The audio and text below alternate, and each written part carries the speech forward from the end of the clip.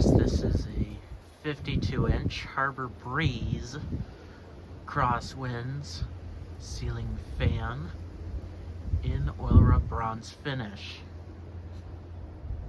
This is actually the one I had to do with that restoration saga. And there's a good reason as to why I did that. Got all the parts and everything like that. This is actually a big childhood fan for me. Although I don't exactly remember it looking exactly like this. This was it. There were 3 of these at my cousin's old house from a real long time ago. A little while before they moved out of that house, one of them got replaced. There were 3 of these, one in the downstairs guest bedroom, one in the upstairs guest bedroom, and one in the computer room. The one that got replaced was the one in the computer room because the stinking light would not turn on. Oh my goodness. Probably could have talked to me about it, and I probably would have been willing to help them keep that fan, but oh, whatever. The other 2 seem to have remained there. I'll give you a close-up look. A close-up of the fan here.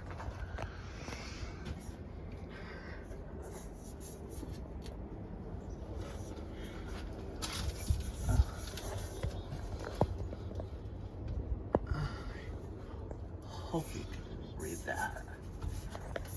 I can actually just lift this up.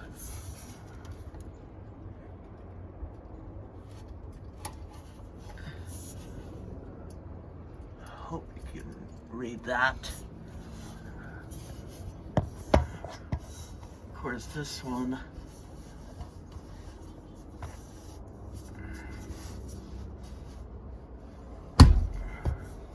This one's an older one because that is the same sort of apparatus that have to make quick connect kind of fans use, and this canopy does not have the screws on the side. It has the screws underneath this piece here. That's actually what those ones in my cousin's house were like. See, this fan has walnut blades and rosewood. I kind of remember them being this color, so I thought I'd do the commentary video of it being just like this. Now, of course, this part here is not original. I would eventually like to get the original one. By that I mean one that specifically goes with this fan. Kind of cracked it a little bit here, but I managed to put glue on it, sand it down. Should be okay for now. If it gets worse, I'll buy a new one.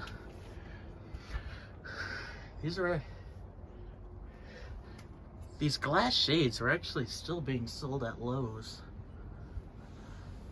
And I think this one looks similar to what these fans would originally come with, if not the exact same.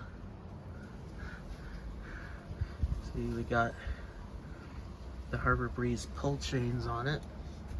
That's not the original light kit, I kind of made it.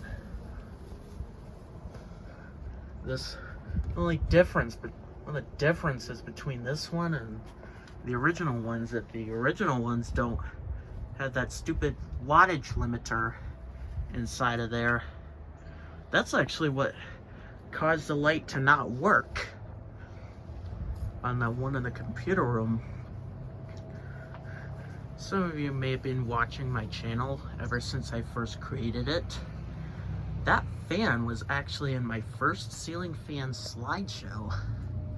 There were 3 of these.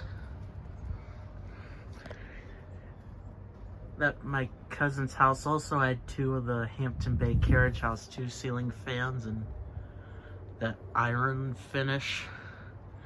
1 in the living room, 1 in the master bedroom. Something's kind of going on with the one in the master bedroom. I last looked at the listing pictures of that house.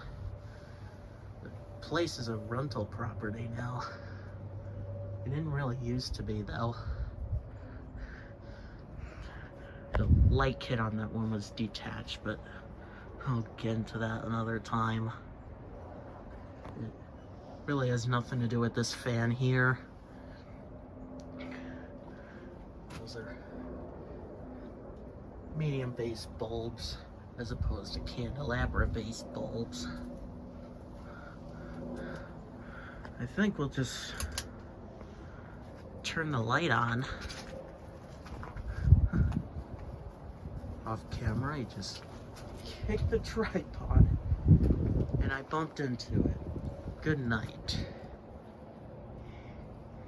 Yeah, those are DEL bulbs in it. And yes, I have this wall control hanging from the wires there. I would eventually like to improve this mess.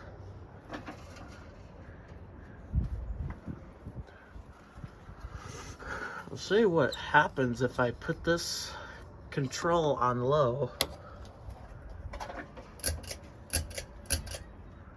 And I put the fans onboard controls on low.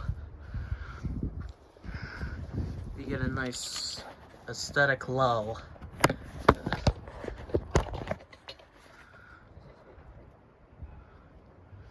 can see it's going rather slow. I could be taking some time to start up a little bit here. Yeah, that's a nice slow low. A nice aesthetic slow low speed, which I actually like that. Even on some of my smaller fans, that's why some of you guys might know about my Hampton Bay Minuet 2. That one was actually going a little bit slower than you would normally see it on YouTube. Yeah. That's what I like on my fans. In this video, we're just gonna show the factory speeds, because honestly, who cares about what the controls do? If there's an interest in a series where I test different ceiling fans with different wall controls, let me know, and I'll see what I can do.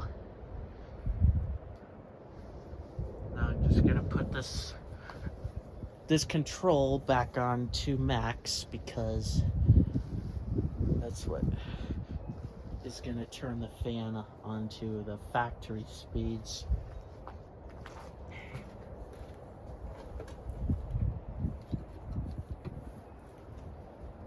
Make sure that lines.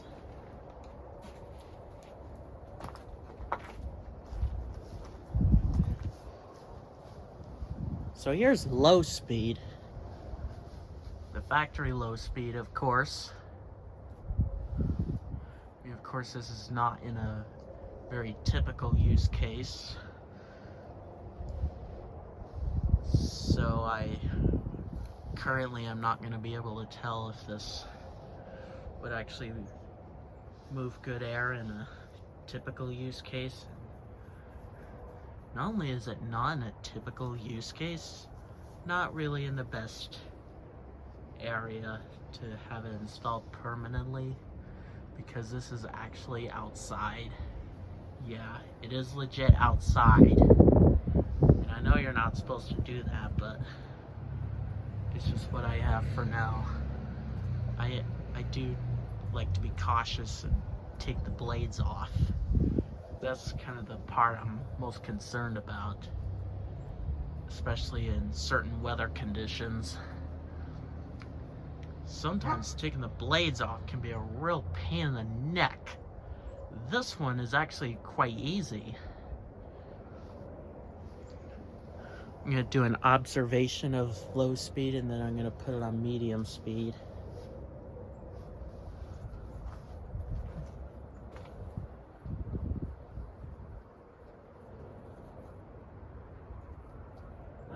Not feeling too much from it.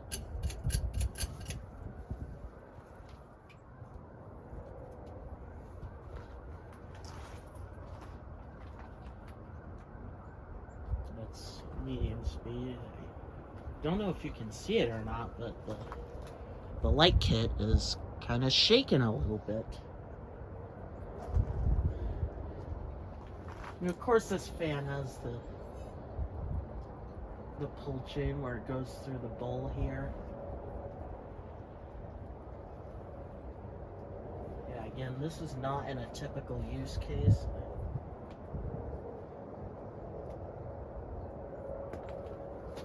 It's kind of moving some good air, I suppose. Yeah, that does have that pull chain thing through the bowl-shaped light kit. Those are typically real rough because of the pull chain switch being on the side of the switch housing. Oddly enough, this one is actually easy to pull. A lot of the newer Hunter fans they make today that have that kind of pull chain through the light kit thing like this one has, they happen to do real good on those. Because you know you would have the switch housing like you normally would. Just the pull chain switch. I don't really know how to explain it, but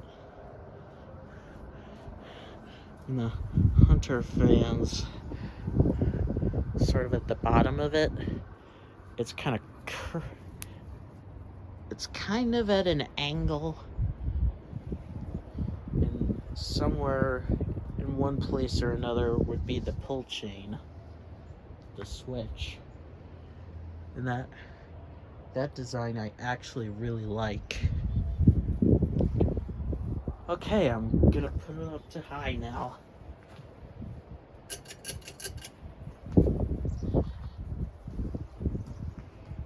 Do an observation of this here in a little bit. An observation of high speed. Yeah, for some reason it kind of tilts a little bit. I don't know if you can see that or not.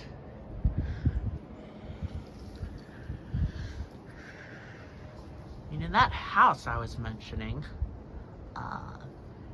in my cousin's bedroom was the 52-inch Hunter Oakhurst, the older version in white. That one had the white blades on it. I actually fairly recently got all the parts for one, enough for it to be a complete unit. So I'll probably do a video on that one too. I got that one for the same reason I got this fan. And that hand-to-make carriage house too. I got it for the same reason I got this fan as well. Because all three of those were childhood fans of mine. From years ago, actually. So one of those Harbor Breeze Crosswinds, the one in the computer room, that was replaced with an air-cool Hugger ceiling fan. That's actually what it's called. Not only is it really a Hugger ceiling fan, like those kind that flush mount. They don't use the down rod or whatever. So yeah, I think it was in that black finish with some kind of rosewood blades facing down on it.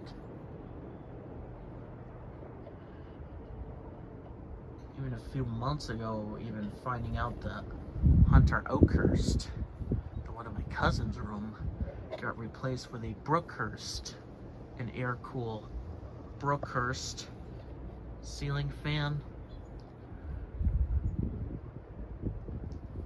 You know, I'm gonna do an observation of high speed.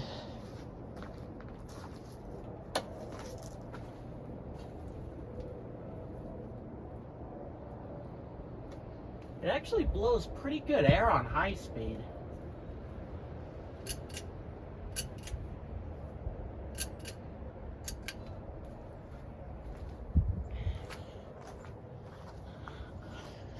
So there it is, the Harbor Breeze Crosswinds 52-inch oil rub bronze ceiling fan with walnut blades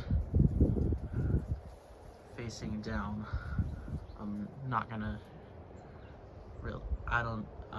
I'll just show the spin down on this one, as long as my camera is able to film long enough until it stops.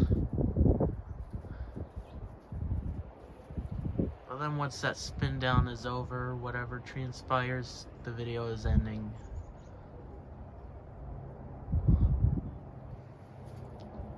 So stay tuned for the next video.